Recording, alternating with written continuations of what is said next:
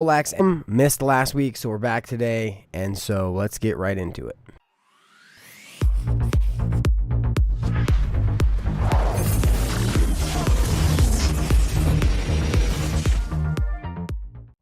Happy Saturday, everybody. We've got a huge college lacrosse weekend on tap for today. So here we're going to go over the picks. I was on a spring break trip with my high school team last week, so we missed it. Probably could have done it in the lobby. I don't know. It was busy. We had a good week. It was fun. But so now we're going to get back into it. Kind of a late pick'em day, but so let's hop into it. Once again, these pick'em videos are basically created through the East Coast Dies blog area. They have a pick'em, what would you call it? It's like just a Google form that they create every week where you can pick them if you pick the best ones through the week. You know, just kind of a nice little competition. I'm way down the ladder now, especially since I missed last week. But just kind of a cool thing to go do and just kind of see who's playing who each week. Now, on tap for the games, there are a couple that we're very excited for. We'll go over kind of when they are, where they are. But so, yep, got that too. So, Hobart Bryant. That's actually a really good game in terms of like rankings and style. I'm going to go with Hobart here. I think they've been playing pretty well. And you got to definitely got to support local boy Tommy Mott. He played at Hounds Ranch. He's one of their attackmen now. He's a good player. Vermont over Canisius. We're going to go VMI over Cleveland State. High Point over Detroit Mercy. Navy had a huge win last week. Definitely Navy over Holy Cross. Jacksonville over St. John's. This could be a good game too. St. John's been playing well as well. LIU Merrimack. Ooh, that's a tough one. I'm going to go with LIU. Monmouth over Quinnipiac. Sacred Hearts, Mount St. Mary's. Mount St. Mary's did really well earlier. I just remember them winning. But so once again, I'm not an expert at this whatsoever because I don't have any time to watch all of these games, right? I would love to, but just kind of isn't in the cards at this point. But I like picking teams anyway. And I got crushed 2 weeks ago on the bets too because there were a bunch of upsets that just like took all anything I was trying to put on just didn't work whatsoever. So now we'll go Sacred Heart. Air Force Marquette. I don't think Marquette's very good this year, so I'm going to go Air Force. UMBC over Binghamton, that's for sure. BU over Lafayette. This could be a good game too. The BU Harvard game, I'm excited to watch. I haven't watched it yet, but I think it'd be a good game. And then Harvard, I think, won by 2. Now, Brown over UMass. Brown's playing well. Now I think we're going to get into some of the more, marquee matchups. So Penn Cornell is going to be a great game. I'm going to take Penn. I think Penn's going to come out with it. I think Cornell, all of the Ivies have been playing really well. But so Penn is one of my picks to win the national championship, and their game against Princeton was just crazy, where basically one of their players broke their stick in overtime, had to run off the field, and they ended up scoring right then. But so all of the Ivy games are going to be awesome. We'll go to the other one next, which is Yale-Princeton is another Ivy game. It's going to be good. Robert Morris-Drexel. I'm going to go Robert Morris. Lehigh-Georgetown. Going to take Georgetown there. Providence-Hofstra. I'm going to go Hofstra, but I think that's another one that might be pretty close. Manhattan versus St. Bonnie's. Going to take Manhattan. Utes over Mercer. Okay, Virginia Notre Dame. So yesterday I had the opportunity to run a what do you call it?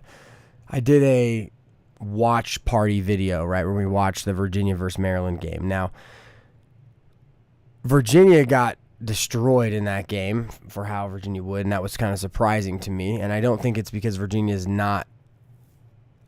I think Virginia could have made it closer, but I think that there were some areas where trying to maintain matchups on the offensive end kind of hurt them. At least that's what happened in the second period when they kind of got, I think Maryland had like 6 possessions and 5 goals on 6 possessions. They were extremely efficient. I don't think Notre Dame can do the same thing. I know the Kavanaugh brothers are really good, and I'm excited to watch them play. Maybe we'll do the watch party next week on the Notre Dame-Virginia game. But I definitely see Virginia coming out with a win here. And, but in the ACC, there's another ACC matchup coming up a little later too. But I think in the ACC, anyone can beat anyone on any given day. It all just kind of comes out with, who's there. Although, we'll talk about it in a minute. There's a couple reasons why I don't think that's the case as well with a specific ACC team, which is kind of a bummer because I really like that team too. So, next one, Stony Brook, Albany. I'm going to go Stony Brook here. They had a good game. For some reason, I always see like little references and pieces of things, but I don't really know exactly what's going on with each one of the teams. Denver, Towson, a nice matchup of I want to say it was like 2017 first round matchup where Towson beat DU. It might have been closer than that. So I'm going to take Denver. Denver's been playing really well recently. Got to support my boys who were there. I think there's like 3 or 4 players I've coached that are at DU right now. You've got Malik, Colby Moore, Hussey's there too. I think Hussey's taking another redshirt year, but so they're good as well. So now, Syracuse versus Duke. Cuse is the only team that I think in the ACC can't really beat anybody in the ACC. And I recognize that they have Dordovic, but he seems to be all they have. Their loss of their lefty, what's his name? The lefty Canadian kid. I can't believe I'm drawing a blank on his name, but he's very, very good. And he got hurt in like the scrimmage, and he hasn't been there, and it's kind of taken them back a few notches because Dordovic had like 8 points last week, and their flow seems to kind of be out of sorts, and I just don't see them being able to beat a Duke team that's pretty good with team defense and sliding, recovering, things like that. But on the same token, Duke has seemed to rely pretty heavily on Brennan O'Neill, whereas I feel like they have the ability to really spread players out and like find their flow in their motion offense because they have so many weapons. I mean, Syracuse does too, but I don't think they have the caliber of weapons that Duke has. But so I'm definitely going to take Duke in the Duke-Syracuse game, and I want to say it's because with an H, Holden. I wish I could remember that kid's name right now, but it's no big deal. But so I'm going to take Duke there. Michigan, Hopkins, definitely going to take Hopkins. I think Michigan is just right where they always are, which is right on the cusp of being like one of the best, kind of coming into that top 10 area. But I still think they're probably like 16, 17. Now, let's see, Wagner versus St. Joe's. I'm going to take St. Joe's. UNC over Bellarmine. Richmond over Hampton. Princeton versus Yale.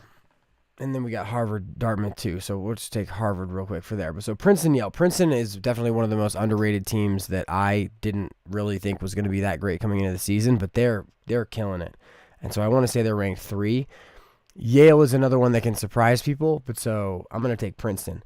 Princeton is the Princeton Penn game is another one that I might do the watch party on next week. But so I want to say I'll try to do it Tuesday morning. We've got massive amounts of games coming up, so I'm going to try to watch more high school lacrosse than collegiate lacrosse next week. But so we'll take Princeton here. Next, you got Villanova versus Delaware. We'll take Villanova. Bucknell over Colgate. Marist, Siena, another one that like that 15 to 30 rankings. I don't know much about the differences between any of them. So one could be 30, one could be 15, and I would have no idea. But so I'm going to take Marist here. I know Siena's kind of in that kind of higher area there too, but so we'll kind of see. UMass Lowell versus NJIT. We'll take NJIT because we got a kid headed there. And then Loyola versus Army. That's going to be another good game too.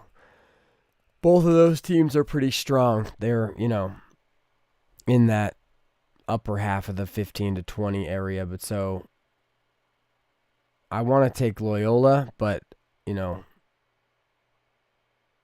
not, is it Alberici? I think that's how you say his name. But so he's a great coach. The Army coach is basically what I'm saying. But so that one's going to be another good one that we might do a watch party on too. I think we got to go with the Ivies on the watch party, actually. Okay, so now Ohio State, Rutgers. Definitely got to go with Rutgers. That's another really, really good game. I think I'm going to go with Ohio State. I think Ohio State's going to win, but I think it's going to be really close. And Rutgers could easily pull off an upset there, or I don't know if it would even be an upset. I'm not sure who's ranked higher. But so, going to go with Ohio State, and then Penn State, Maryland. I think Maryland's going to crush again. Maryland is playing very good lacrosse. But so, we're not doing any bets this week. And so, we will retool and reload for next week. Hopefully, I will be able to, not hopefully I'll be able to, but so next week we'll do this probably on Thursday instead of doing it on Saturday morning, and so we'll kind of get wrapped up in that a little bit quicker. But so hope you guys enjoy your Saturday. Make sure you watch some college lacrosse. If you've got games, good luck in your games. Have a good one. I'll see you guys next week.